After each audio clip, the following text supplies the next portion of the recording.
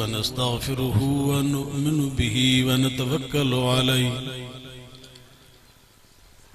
ونعوذ بالله من شرور أنفسنا ومن سيئات أعمالنا من يهده الله فلا مضل له ومن يضلله فلا هادي له ونشهد أن لا إله إلا الله وحده لا شريك له ونشهد أن سيدنا ومولانا محمدا عبده ورسوله أما بعد فأعوذ بالله من الشيطان الرجيم بسم الله الرحمن الرحيم أفحسبتم أنما خلقناكم عبثا وأنكم إلينا لا ترجعون صدق الله مولانا العظيم وبلغنا رسوله النبي الصادق الأمين ونحن على ذلك لمن الشاهدين والشاكرين والحمد لله رب العالمين إن الله وملائكته يصلون على النبي يا أيها الذين آمنوا صلوا عليه وسلموا تسليما اللهم صل على سيدنا محمد النبي الأمي وآله وبارك وسلم عدد كل معلوم لك دائما أبدا मुझे अजीज दोस्तों भाइयों अल्हम्दुलिल्लाह अल्लाह तबारक व तआला जा एहसान है जो अल्लाह तबारक व तआला असां खे हिन दुनिया जे अंदर ये इंसानी सूरत ॾेई करे मोकिलियो आहे पोइ इंसान हुजण जे नाते सां अल्लाह ताला असां खे पंहिंजे तरफ़ां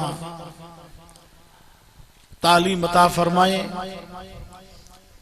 मुरसलीन जी जमात अता फरमाए ऐं असां खे पंहिंजे अवामिर नवाही खां आगाह कए ऐं दुनिया में आमद जे मक़सद खां भी अल्लाह ताला असां खे आगाही ॾिनी इन आयत सगोरी जे अंदर अल्लाह तबारक व तआला फरमाए थो इंसान मता ईअं सम्झो त असां तव्हां खे अजायो आंदो अथसि फ़ैलुल हकीम ला यख़लू अनिल हिकमत हकीम जो कम हिकमत खां ख़ाली न हूंदो आहे ज़रो पुरज़ो अल्लाह ताला जेको भी पैदा फरमायो आहे उन में उन रब तबारक व तआला जी हिकमत रखियल आहे ये सिज पैदा करें चंद्र पैदा करें जमीन आसमान पैदा करें मखलूकात पैदा फरमाए वण टिण पैदा फरमाए ये सब हजर मदर शजर जानदार बेजान शयूं सभिनी में अल्लाह तबारक व तआला जी हिकमत रखियल आहे ऐं सब शयूं अल्लाह तबारक व तआला जे याद में लगल आहे फरमाई व मिन शैइन इल्ला युसब्बिहु बिहम्दिही वलाकिन ला तफ़क़हून तस्बीहहु अल्लाह ताला फरमाए तो सब शयूं मुझे हमद ऐं सना में मशगूल आहिनि पर तव्हां उनजे तस्बीह खे समझी नथा सघो वण कीअं था मूंखे यादि करनि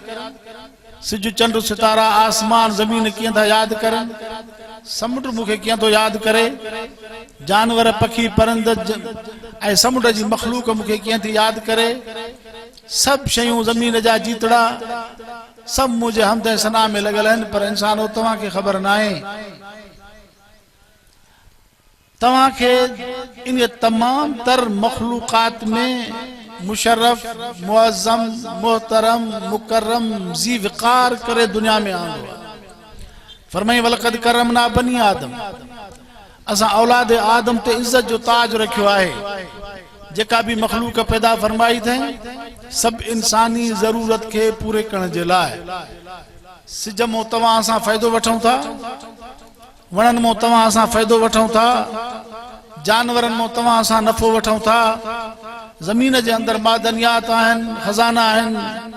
तेल आ, पेट्रोल आ, कोयलो आ, वग़ैरह वग़ैरह, गैस आ, सभिनी मां असां तव्हां फ़ाइदो वठूं था। रब तबारक व तआला फरमाए थो मताअ लकुम, इंसान हो तव्हांजो फ़ाइदो आहे, पर तव्हां पंहिंजे मक़सद खे सम्झो, तव्हां कीअं आया हो। अफासिबतुम अन्नमा ख़लक़नाकुम अबसा, अल्लाह ताला फरमाए थो इंसानो तव्हां इहो गुमान कयो आहे त असां तव्हांखे बेकार पैदा कयो आहे। असांखे सभु उहे कम करणा आहिनि जेके अल्लाह जे नबीअ जे मार्फत तव्हां असांखे अल्लाह सां अता फरमाया आहिनि। हर उम्मत खे अल्लाह तबारक व तआला पंहिंजे तरफ़ां रहबर अता फरमायो। कन खे हज़रत मूसा जहिड़ो रहबर मिलियो, कन खे हज़रत ईसा अलैहिस्सलातु वस्सलाम जहिड़ो रहबर मिलियो, कन खे हज़रत दाऊद अलैहिस्सलातु वस्सलाम जहिड़ो, कन खे कहिड़ो 1.25 लख अंबिया अलैहिमुस्सलाम अल्लाह तबारक व तआला उन्हनि खे इंसानियत जो रहबर करे मोकिलियो। ऐं तव्हां असांजे आख़िरी नबी मुहम्मद रसूलुल्लाह सल्लल्लाहु अलैहि वसल्लम खे अल्लाह ताला असांजे लाइ रहबर करे मोकिलियो। हाणे हर उम्मत जी भलाई जंहिं जंहिं दौर में अल्लाह ताला उन्हनि खे पंहिंजो रहबर अता फरमायो, पोइ उन उम्मत जी, उन जमात जी, उन क़ौम जी भलाई इन में आहे त उन रहबर जो इत्तिबा कर। असांखे बि अल्लाह तबारक व तआला क़ुरान पाक जे ज़रिए इहो ई हुकुम फरमाए थो त मा आताकुम रसूल फखुज़ू, जेको तव्हांखे रसूल शइ ॾे थो उन खे वठो। वमा नहाकुम अन फंतहू, जंहिं शइ खां तव्हांखे रोके थो उन खे फिटो कयो,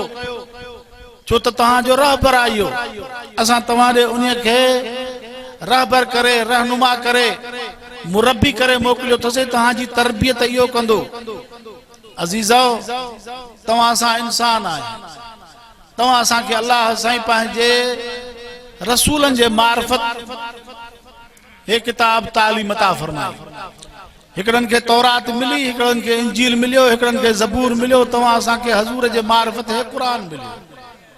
पोइ असांजी कामयाबी इन में आहे त असां ख़ुदाई फरमान खे तहे दिल सां लॻायूं ऐं इन खे पंहिंजे अक़ुल ऐं फ़हम सां पढ़ी करे ऐं इन जे मथां अमल करे दुनिया में जो निकिरूं।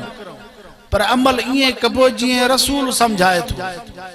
छो त अल्लाह ताला फरमाए थो लक़द कान लकुम फी रसूलिल्लाहि उसवतुन हसना। ईअं न चए त लक़द कान लकुम फी किताबिल्लाहि उसवतुन हसना, अल्लाह जे किताब में उसवे हसना मौजूदा न, फरमाए लक़द कान लकुम फी रसूलिल्लाहि उसवतुन हसना, छो त पैगंबर जे मथां असां क़ुरान नाज़िल कयो अथसीं ऐं उन खे असां क़ुरान पाक जे मथां अमल जो तरीक़ो सेखारियो अथसीं। हाणे तव्हांखे पंहिंजे रहबर जी कॾ लॻणो पवंदो। असांखे ॾिसणो इहो आहे त हज़ूर पाक सल्लल्लाहु अलैहि वसल्लम दुनिया में कहिड़ा कम कया, असां उम्मत खे उन कदमनि जे कढ लॻणो आहे, उन कदमनि ते हलणो आहे, उन जो इत्तिबा करणो आहे। तव्हां असांजी कामयाबी बि इन में ई आहे। अल्लाह तबारक व तआला फरमाए थो मन युतिअल्लाह व रसूलहू फ़क़द फ़ाज़ फ़ौज़न अज़ीमा। अल्लाह ताला फरमाए थो इंसानो, तहां मजो जेको भी मुंह जे हिन फरमान जी कड़ लगो ऐं हिन ते यकीन रखें, हिन ते ईमान आंदें, हिन मुझे वाह खे सचो समझें ऐं मुझे मोकिलियल रसूल जो इत्तिबा करें, माना पंहिंजे रहबर जी कड़ लगाओ, तो पोइ तहां वॾे में वॾी कामयाबी खे पहुचंदा। फ़क़द फ़ाज़ फ़ौज़न अज़ीमा, इहो इंसान कामयाबी सां हमकिनार थी करे दुनिया में निकिरंदो। दुआ कयो त अल्लाह ताला असांखे हज़ूर जो ग़ुलाम बणाए, हज़ूर जो ताबेदार बणाए। दुनिया में इंसान ॿिनि क़िस्मनि जा आहिनि, हिकिड़ा पंहिंजे चाहत मुताबिक़, पंहिंजे ख़्वाहिश मुताबिक़ हलंदा आहिनि त मुंहिंजो नफ़्स जीअं चवे, मुंहिंजी जीअं ख़्वाहिश हुजे, जीअं मुंहिंजी मर्ज़ी आहे ईअं थिए। पोइ हिकिड़ा माण्हू इन शइ जे कॾ हूंदा आहिनि ऐं ॿिया हूंदा आहिनि त न, जीअं अल्लाह ऐं अल्लाह जे रसूल जो हुकुम थिए। घणो करे इंसान मामलात में घुसी वेंदो आहे, इबादात में त इंसान अल्लाह अल्लाह जे रसूल जे हुक्म ते हले थो, शरीयत जे मुताबिक़ नमाज़ पढ़ूं था जीअं अल्लाह जे रसूल जो हुकुम आहे, रोज़ा रखूं था जीअं अल्लाह जे रसूल जो हुकुम आहे, हज बैतुल्लाह कयूं था जीअं अल्लाह जे रसूल जो हुकुम आहे, उमरा कयूं था, ज़कात अदा कयूं था जेके ॾियनि था त अल्लाह जे रसूल जे हुक्म जे मुताबिक़, जनाज़ो आहे, निकाह हुआ वग़ैरह वग़ैरह, इहे सभु अल्लाह जे रसूल जे हुक्म जे मुताबिक़। पर कॾहिं कॾहिं इंसान मामलात में पंहिंजे चाहत ते हलियो वेंदो आहे, हिते इंसान जा पेर थिड़ी वेंदा आहिनि। हाणे त निकाह जे मसइलनि में बि इंसान पंहिंजी मर्ज़ी हलाए थो, घणियूं अहिड़ियूं ॻाल्हियूं बि ॿुधण में आयूं आहिनि जो निकाह बदल मायूं बि खणी था वञनि माण्हू। अरे बाबा हिन जो हिन सां निकाह हुआ चए न बसि मुंहिंजी चाहत आहे मां इहा वठंदी। जबरन ज़ोरी ज़बरदस्ती करनि था। अल्लाह जे हुक्म सां बग़ावत आहे इहा। मुसलमानो कलमे वारो इते इंसान घुसी थो पवे पंहिंजे चाहत खे तो अवलियत ॾे ऐं पोइ इहो इंसान तबाही जे तरफ़ वञे थो ऐं पोइ अल्लाह तबारक व तआला जॾहिं नाराज़ थिए थो त पोइ इंसान जी दुनिया बि तबाह थिए थी त आख़िरत बि तबाह थिए थी। तंहिंजे करे पंहिंजो पाण खे नफ्स जे हवस खां बचायो, नफ्स जे ख्वाहिश खां बचायो। अल्लाह ताला फरमाए थो वमन युक़ शुह नफ्सी फउलाइका हुमुल मुफ़्लिहून। फरमाए उहे ई माण्हू कामयाब थी निकिरंदा जन पंहिंजो पाण खे नफ्स जे सदुनि खां बचायो। नफ्स में चाहत पैदा थी ऐं पोइ माण्हू बसि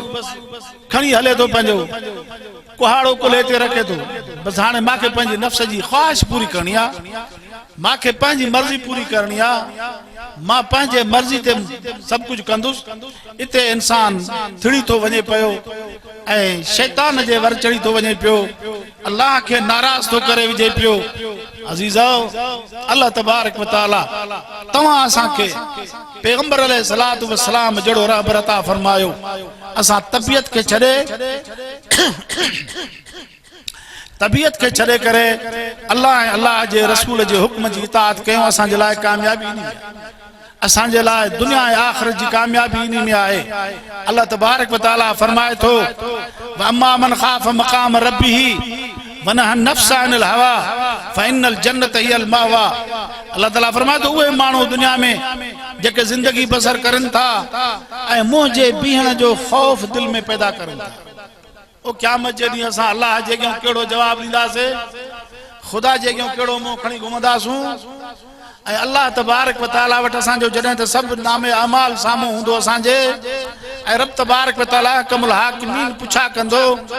त पोइ असां उते कहिड़ो रब साईं खे मुंहुं ॾेखारींदासूं। पोइ अल्लाह तबारक व तआला फरमाए थो जेको माण्हू मुंहं जो ख़ौफ़ दिलि में पैदा करे थो इन दुनियावी ज़िंदगी में दारुल अमल में ऐं मुंहं जे अॻियां बीहण जो इंसान खे डपु थिए थो पियो, इन जे करे उहो इंसान पंहिंजे ख्वाहिश खे पूरो नथो करे, पंहिंजी चाहत खे पूरो नथो करे, पंहिंजे नफ्स जी घुर खे पूरो नथो करे। मां अल्लाह जे अॻियां बीहण जो ख़ौफ़ दिलि में पैदा करे थो। अल्लाह ताला फरमाए थो फ़इन्नल जन्नत हियल मावा, जन्नत उन जो घर आहे। असांखे दुनिया छॾणी आहे, असांखे हमेशह नाहे रहणो। हीअ दुनिया फना जो घर आहे। जेके बि शयूं हिते आहिनि अल्लाह तबारक व तआला फरमाए थो कुल्लु मन अलैहा फ़ान व यबक़ा वजहु रब्बिका ज़ुल जलाल वल इकराम। जेका भी शइ इंसानो दुनिया में ॾिसो था इहा सभु फना थी, ये सभु अर्ज़ो समा फना थींदा। आसमान जी कैफ़ियत इहा न हूंदी, सिज चंड जी कैफ़ियत इहा न हूंदी, ज़मीन जी कैफ़ियत इहा न हूंदी। हर शइ जेका भी जानदार सभु फना, ए बेजान शयूं सभु फना। जबलन जी कैफ़ियत इहा हूंदी जो अल्लाह तबारक व तआला फरमाए थो कलहिनल मनफूश, जीअं न उन जेका पिञल हूंदी आहे साफ़ ऐं उहा उॾरंदी आहे फिज़ा में, ईअं जबल तव्हांखे उॾरंदे नज़र ईंदा। इहा कैफ़ियत जबलनि जी हूंदी। अहिड़े आलम में इन मौके ते अल्लाह तबारक व तआला जी ज़ात खे ई बक़ा हूंदो, बाक़ी हर शइ फना। अल्लाह तबारक व तआला ओ उन्हनि बाननि खे जेके बाना वरी अल्लाह ताला सूर में मलाइके खे चवंदो, ओन इसराफील खे चवंदो सूर में फूक ॾे ऐं उहो वरी फूक ॾींदो। सभई जानदार शयूं थी पइनि। अल्लाह तबारक व तआला फरमाए थो फ़इज़ा नुफ़िख़ फ़िस्सूर फ़ला अंसाब बैनहुम यौमइज़िन वला यतसाअलून। क़यामत जे ॾींहुं जॾहिं सूर में फूकियो वेंदो, कंहिंखे कंहिंजो नसब कमु न ईंदो, कंहिंखे कंहिंजी दौलत कमु न ईंदी, कंहिंखे हुकूमत कमु न ईंदी, कंहिंखे पैसो कमु न ईंदो। ऐं अल्लाह तबारक व तआला जे अॻियां सभु वबरज़ू लिल्लाहिल वाहिदिल क़हार, अल्लाह रब्बुल आलमीन जे अॻियां सभु ज़ाहिर थी पवंदा। उन ॾींहुं अल्लाह तबारक व तआला इंसाननि खां पंहिंजो हिसाब वठंदो त तूं छा करे आहीं, तूं छा करे आहीं, तूं छा करे आहीं, तुंहिंजो हे अमल आहे, तुंहिंजा हे अमल तुरजनि था, हाणे तुंहिंजो नतीजो ज़ाहिर थींदो। पो अज़ीज़ो ओ जन माण्हुनि पंहिंजे ख्वाहिश खे पूरो कयो, पंहिंजे चाहत खे पूरो कयो, पंहिंजे तबियत जे मुताबिक़ हलिया, ये इंसान सभई जहन्नम जे हवाले, ये सब इंसान जहन्नम जे हवाले। छो त पंहिंजे ख्वाहिश खे पूरो कयूं, ख़ुदा जे हुक्म खे पूरो न कयूं। अल्लाह तबारक व तआला जे हुक्मनि खे जन पूरो कयो, अल्लाह तबारक व तआला उन्हनि खे निजात ॾींदो ऐं उन्हनि बाननि जे लाइ अल्लाह ताला फ़रिश्तनि खे चवंदो वसीक़ल लज़ीना तक़व रब्बहुम इलल जन्नति ज़ुमरा, हिन खे वठी वञो मुंहिंजे उन ऐश इशरत वारो घर जेको मां हिननि जे लाइ ठाहियो आहे, आला मक़ाम ठाहियो आहे, जंहिं घर जी हिकु सिर सोन जी हिकु चांदी जी आहे ऐं जंहिंमें नारियूं थियूं वहनि, जंहिंमें बाग़ात आहिनि, जंहिंमें हुरा कसूरा रहनि थियूं, जंहिंमें ग़िलमान था रहनि ऐं जंहिंमें हिननि जे लाइ इंतिहाई उम्दे क़िस्म जा बिस्तरा लॻल आहिनि, उहो जन्नत वारो घर। मुंहिंजे हज़ूर फरमायो ला यफना शबाबहुम वला यबला सियाबहुम, जॾहिं जन्नती इंसान जन्नत में वेंदा त न कॾहिं उन्हनि जा कपिड़ा मेरा थींदा, न जवानी ख़तम थींदी, बसि पोड़ा बि कोन थींदा, कपिड़ो बि मेरो कोन थींदो। एड़े किस्म जी जन्नत ऐं एड़ियूं नेमतूं जो फरमायूं, ला आइनुन रात वला उज़ुनुन समियत वला ख़तर अला क़ल्बि बशर। फरमायूं जन्नत में अल्लाह ताला इंसान खे उहे नेमतूं पंहिंजे बाननि खे ॾींदो जो न कॾहिं अखि ॾिठियूं हूंदियूं, न कॾहिं अखियुनि उहे नेमतूं ॾिठियूं, न कॾहिं कननि उहे नेमतूं ॿुधियूं, न कॾहिं इंसान जे दिलि ते उन नेमतुनि जो को ख़्याल बि आयो हूंदो त को मूंखे हीअ शइ बि का मिलंदी। इहा ख़ुदाइयत आहे। अज़ीज़ो असांखे खपे त असां रसूल जी इताअत कयूं, दीन इस्लाम में शरीयत जी ताबेदारी कयूं। ईअं कोई बि न सम्झे पाण खे त मां अजायो आहियां। अल्लाह तबारक व तआला इंसान खे आमद जे पंहिंजे मक़सद खां आगाह करे थो त कॾहिं बि न सम्झिजा असां तोॾे हे क़ुरान मोकिलियोसीं, असां तव्हां ॾे रसूल मोकिलियोसीं, लिहाज़ा पंहिंजे रसूल जो इत्तिबा कयो। पैगंबर अलैहिस्सलातु वस्सलाम असांखे जेका सबक ॾिनो उन्हीअ में दीन जी इशाअत, दीन जी हिफ़ाज़त, दीन जो निफ़ाज़, पैगंबर अलैहिस्सलातु वस्सलाम जी ज़िंदगी इन टिनि कमनि खां ॿाहिरि कोन्हे का। हज़ूर जन इब्तिदा में दीन जी इशाअत जो कमु कयो, मक्के में ताइफ़ में विया, मक्के वारनि खे, मक्के जी पसगिरदाई वारनि खे चयूं कुलू ला इलाहा इल्लल्लाह तुफ़्लिहू, चओ त ख़ुदा खां सवाइ ॿियो कोई बि इबादत जे लाइक़ न आहे, कामयाब थी वेंदो। तौहीद जी इशाअत कयो, अल्लाह जे वहदानियत जी वाखाण कयूं, घर घर सभिनी खे इहो ई कलमो ॿुधायूं, कुलू ला इलाहा इल्लल्लाह, कुलू ला इलाहा इल्लल्लाह, कुलू ला इलाहा इल्लल्लाह तुफ़्लिहू, कामयाब थी वेंदा। लेकिन मक्के वारनि कुझु माण्हू जन खे ॻाल्हि सम्झ में आई, उन्हनि अल्लाह तबारक व तआला जे इन पैगाम खे क़बूल कयो ऐं रसूलुल्लाह सल्लल्लाहु अलैहि वसल्लम जे मथां कलमो पढ़ी करे मुशर्रफ बे इस्लाम थिया ऐं उन्हनि खे अल्लाह तबारक व तआला कलमे जे दौलत सां नवाज़ियो। इहे ॻाणवा माण्हू हुया। अल्लाह ताला उन्हनि जेके हज़ूर जी महफ़िल नसीब फरमाई। एॾो ॾुखियो दौर हुयो मके वारो जो होॾो हज़रत अम्मार रोईंदो अचे थो, होॾो हज़रत माज़ रोईंदो अचे थो, होॾो हज़रत बिलाल रोईंदो अचे थो, साईं उमैया गेलियो आहे पथरनि ते कलमे पढ़ण जे करे। हज़रत अम्मार खे मारे मारे बेहोश करे छॾनि, सिद्दीक़ अकबर साईं खे कुटे कुटे बेहोश करे छॾनि। इहा हालत हुई मक्की ज़िंदगी जे अंदरि जॾहिं अल्लाह तबारक व तआला जे रसूल अल्लाह जी वहदानियत बयान कई ऐं अल्लाह जो नालो पेश कयो ऐं ख़ुदा जी हेकड़ाई जे तरफ़ दावत ॾिनो। उन दावत जे सिलसिले में ख़ुदि हज़ूर जे रस्ते ते कंडा विछाया विया,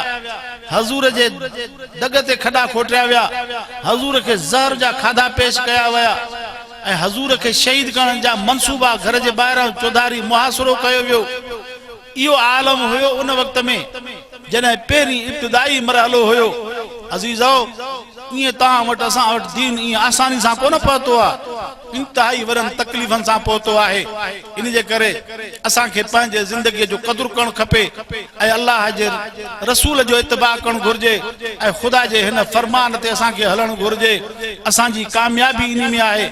मतां ईअं सम्झो कि असां दुनिया में ईअं आया आहियूं, बेकार आया आहियूं, ईअं न। इहे सभु कम असांखे करणा आहिनि। अॼु जेके हज़ूर जा उम्मती आहिनि, अॼु हज़ूर जे उम्मत खे बि ईअं ई दीन जी इशाअत जो कमु करणो आहे, दीन जी वाखाण जो कमु करणो आहे। तौहीद के फैलाइणो आहे,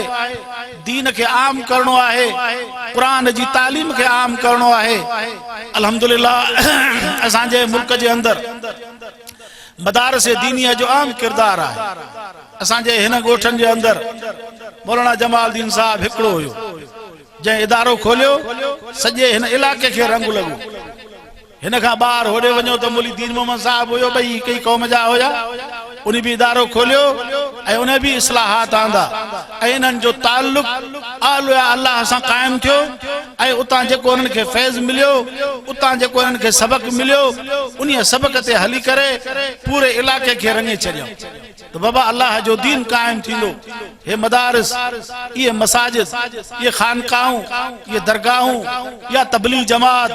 इन समूरन जो मरकज, इन जो सब महवर इहो ही आहे त अल्लाह तबारक व तआला जे दीन जी इशाअत थे। पैगंबर अलैहिस्सलातु वस्सलाम सब खां अॻ में दीन जे इशाअत जो कम कयो। अहिड़े नमूने सां उलमाए दीन मतीन, औलिया अल्लाह ऐं जेके भी बुजुर्गान दीन, उन्हनि भी पंहिंजा मरकज कायम करे ऐं दीन जे इशाअत जो कम कयूं। अल्हम्दुलिल्लाह अॼु हीअ जेका जमात या जेके असांजा जलसा या जेके असांजा जुलूस या मुज़ाहिरा या जमीयत उलमा इस्लाम में जेके अफराद तमाम कसीर तइदाद में, या इन मदारिस जी बरकत, या उन बुजुर्गन जी दुआ है, या उन सलफ सालिहीन जी मेहनत आहे जो अल्हम्दुलिल्लाह उहा मेहनत मुसलसल हलंदी अचे थी पई। दुआ कयो त अल्लाह ताला इन इदारनि खे ता क़यामत आबाद फरमाए। अल्लाह ताला नस्लम बाद नस्लन एड़ा रिजाले कार पैदा फरमाए जेके इन मसाजिद मदारिस जी खिदमत कंदा अचन ऐं उम्मत मरहूम जे औलाद के दीन खां आगाह कंदा अचन ऐं कुरान जी तालीम उम्मत मुस्लिमा जे बचड़न के दींदा अचन। अजीजो, शैतान उते खाट हणंदो आहे जाते कुरान खां नफ़रत ॾिराईंदो, दीनी इदारनि खां नफ़रत ॾिराईंदो ऐं जाते ॾिसंदो त हाणे हिते मुझे चईते मानू हलन था, रस्म रवाज में हलन था, तो शैतान उन कौम के पियो खराब कंदो। आलमन को नफरत, दीनदारन को नफरत। मुके एकड़े मानू चयो साईं असां जो जैसा ताल्लुक आहे, जेके असांजा पुराना ॾाढा पीर जेके हुया उहे असांखे झलींदा आहिनि त कुरान न पढ़ो। अरे बाबा कुरान छो न पढ़जे? अल्लाह से मोकिलियो ही इंसान जे लाइ इहो कुरान आहे। अर्रहमान अल्लमल कुरान खलकल इंसान अल्लमहुल बयान। अल्लाह से इंसान के खलकियो इन जे लाइ आहे ऐं बयान ही कुरान जो इंसान के अल्लाह से सेखारे थो त इहो कुरान इंसान बयान कंदो, इहो कुरान इंसान पढ़ंदो ऐं इन कुरान पाक के इंसान ही फैलाईंदो ऐं इहो इंसान कुरान ते अमल कंदो। इंसानियत असांजी कुरान सां आहे। कुरान इंसान ॾे आयो आहे, इंसान कुरान जे लाइ आयो आहे। जैसे जलींदा आहिनि कुरान न पढ़ो, छाजे करे त अल्लाह तबारक व तआला जो कुरान पढ़ंदो त पोइ तव्हांजो तवज्जो जेको थींदो उहो सॼो ओ इन कुरान ॾे थी वेंदो। अज़ीज़ो, अहिड़े क़िस्म जा रहबर, अहिड़े क़िस्म जा अॻवान, अहिड़े क़िस्म जा जेके असांजा लीडर असांजे कौम खे ईअं था गुमराह करनि, इंसानियत खे ईअं था गुमराह करनि। अल्लाह ताला कुरान पाक में फरमाए थो न, कुल अऊज़ु बिरब्बिन नास मलिकिन नास इलाहिन नास मिन शर्रिल वसवासिल खन्नास अल्लज़ी युवस्विसु फी सुदूरिन नास मिनल जिन्नति वन नास। माना शैतान अथव इंसाननि मजो ॿिया जिन्ननि मजो। अल्लाह खां पनाह वठ ऐं नबी खुदा खां पनाह वठ, माना नबी तुंहिंजी उम्मत भी खुदा खां पनाह वठे। अल्लाह असांखे उन खन्नास खां बचाए। उहे जेके जिन्ननि इंसाननि मजो जेके असांखे विसविसा विझनि था, जेके असांखे ग़लति मशवरा ॾियनि था, हिकिड़ा अहिड़ा इंसान बि आहिनि जेके माण्हू खे दीन खां परे था करनि पिया, शरीयत खां परे था करनि पिया। पोइ क़यामत जे ॾींहुं जॾहिं इहे इंसान ओ जेके ॿिए जे चए ते लॻी करे दीन खां परे थी विया, शरीयत खां परे थी विया, तौहीद खां परे थी विया, कुरान खां परे थी विया, जॾहिं जहन्नम जे अंदरि वेंदा पोइ रब साईं खे अर्ज़ु कंदा, रब्बना अरिनल लज़ीना अज़ल्लाना मिनल जिन्न वल इंस। रब असांखे उहे ते ॾेखार, उहे शैतान जेके असां ॾिसंदा कोन हुआसीं पर दिलि में विसविसा विझंदो हो, ऐं उहे माण्हू जन असांखे मशवरो ॾिनो, दीन खां परे कयूं, हक़ जे आलमनि खां परे कयूं, सच खां परे कयूं ऐं असांखे बेदीनी जे तरफ़ माइल कयूं ऐं असांखे दुनिया जे उन हरकतुनि में असांखे पाण सां शामिल कयूं उहे असांखे ॾेखार रब्बना अरिनल लज़ीन ज़ल्लाना मिनल जिन्न वल इंस जिन्हनि इंसान मजो उहे असांखे ॾेखार काथे आहिनि नजलहुमा तहत अक़दामिना तां त जो असां उनखे पंहिंजे पेरनि सां जहन्नम में लताड़ियूं त तव्हां असांखे गुमराह कयो हो न असां त ठीकु हुयासीं असां त क़ुरान ॿुधूं पिया असांजे त ॻोठ में इदारो हुयो असांखे उहे वठी विया जुआ ते हेरियऊं चोरी ते हेरियऊं धाड़े ते हेरियऊं फहाशी ते हेरियऊं उरियानी ते हेरियऊं असांखे पंहिंजे ईअं राहूं रद्द करे छॾियऊं रब असांखे उहो ॾेखार उहो शैतान बि ॾेखार त उहे इंसान बि ॾेखार जन असांखे राय हक़ खां थेड़ियो आहे अज़ीज़ो हे अल्लाह जो क़ुरान असां ॾे आयो ऐं उहे बचड़ा ख़ुश नसीब आहिनि उहे घरड़ा उहे बीमा जन जे घरनि में क़ुरान जो आलिम मौजूद आहे जन जे घरनि में क़ुरान जो हाफ़िज़ मौजूद आहे हिदायत जो सर चश्मो हे क़ुरान अल्लाह जे क़ुरान जी तालीम पंहिंजे नियाणियुनि खे पंहिंजे बचड़नि खे ऐं दीनदारनि सां वास्तो इंसान गुमराह उन वक़्त में थींदो आहे जॾहिं ताल्लुक़ बि दीन वारनि सां न हुजे ऐं तालीम बि क़ुरान जी न हुजे तालीम भी कुरान जी न हुंदी ऐं ताल्लुक लाड़ो भी दिल जो बेदीनी दे हुंदो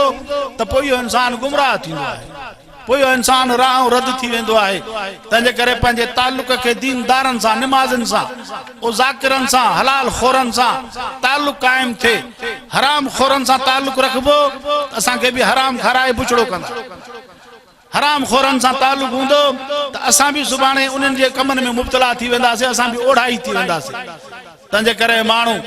दुनिया जे अंदरि नेकनि सां सालिहनि सां निमाज़नि सां सच ॻाल्हाइण वारनि सां जीअं अल्लाह जो फरमान आहे या अय्युहल्लज़ीना आमनुत्तक़ुल्लाह व कूनू मा सादिकीन ऐं इंसानो अल्लाह जो ख़ौफ़ दिल में पैदा कयो ईमान वारो ख़ुदा जो डप दिल में पैदा कयो ऐं सचनि सां साथ ॾियो सचनि सां गॾु हुजो ईमान वारे के अल्लाह ताला फरमाए थो ओ जेके क़ुरान ते यकीन आहे नबी ते यकीन आहे ख़ुदा जे ज़ात ते यकीन आहे उन्हनि जे लाइ अल्लाह ताला जो इहो ई हुकुम आहे लिहाज़ा असांखे इन पंहिंजे मौजूदा मुआशिरे जे अंदरि इहे मराकज़ आहिनि दीनी जन सां असांखे ताल्लुक़ क़ाइम करणो पवंदो तां त असांखे बि हलाल नसीब थिए चङनि जी संगत नसीब थिए असांजी आक़िबत बहितर थिए अबा सालिहनि सां वेहबो त असांखे बि उन सोबत जो असर थींदो अतर माण्हू जेके विकिणंदा आहिनि सेंटियूं विकिणंदा आहिनि दुकान ते हज़ूर जन सालिह जो मिसाल ईअं ॾिनो जेको माण्हू सालिह जी संगत में वेहे थो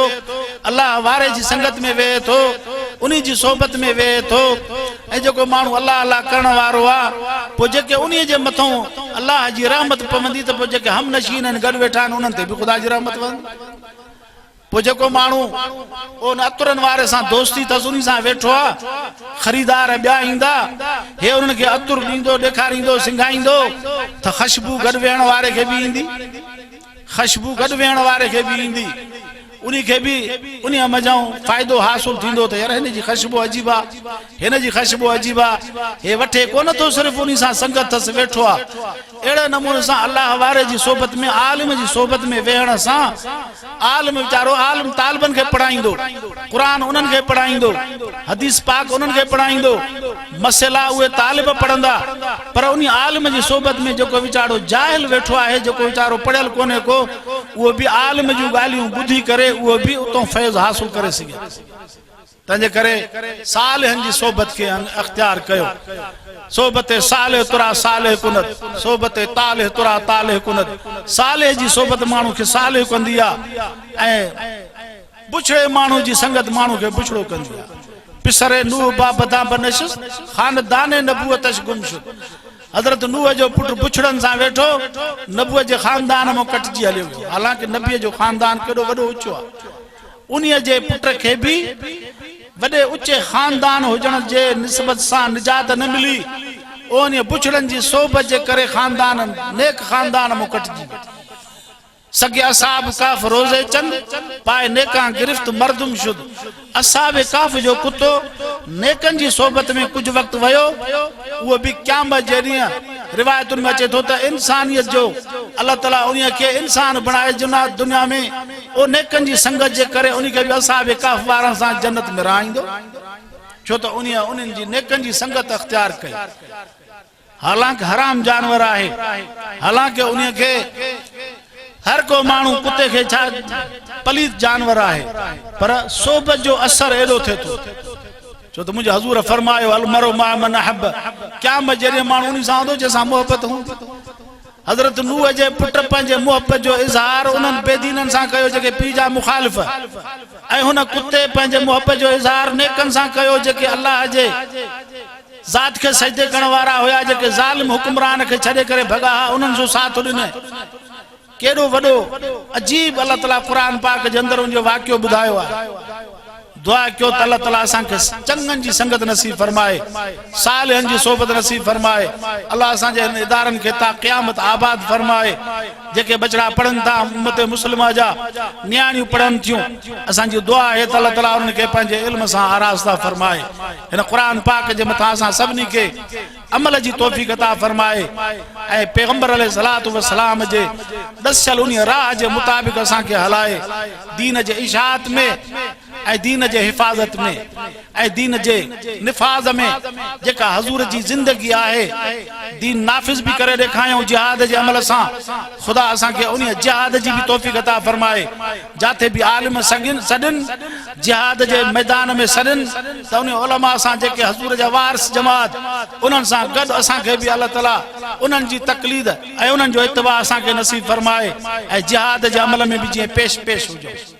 आहे न ख्याल जिहाद ते हलबो न जेकॾहिं अॼु हुकुम करे मौलाना फज़ल रहमान साहब त बाबा असांखे जिहाद जे लाइ निकिरणो आहे त पोइ निकिरबो या न निकिरबो कहिड़ा कहिड़ा हलंदा इंशाअल्लाह जिहाद जे अमल में छो त पैगंबर अलैहिस्सलातु वस्सलाम बि इहो कमु कयो आहे जिहाद जे अमल सां दीन नाफ़िज़ करे ॾेखारियो अथऊं